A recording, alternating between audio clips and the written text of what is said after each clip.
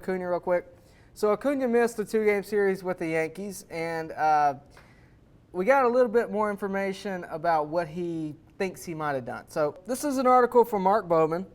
Ronald Acuña Jr. will miss this weekend's series in Miami, but it appears the Braves outfielder will avoid the injured list. Acuña received encouraging news regarding his left wrist on Wednesday night, as an MRI exam and a CT scan showed no structural damage.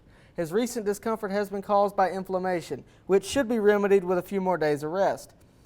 They did all the tests and everything, it's just irritated, Braves manager Brian Snitker said after his club's 6-3 loss to the Yankees. Hopefully he can get it calmed down and we'll reevaluate him on Monday. So it's looking like he's going to be reevaluated on Monday, and that is when we'll really know what's going on. Obviously he missed a two-game series with the Yankees, more than likely going to miss the series with the Marlins, but important thing is he doesn't have any broken bones, he doesn't have any major problems, and he just needs some rest. 3 homers will do that to you. But hopefully he'll be back soon.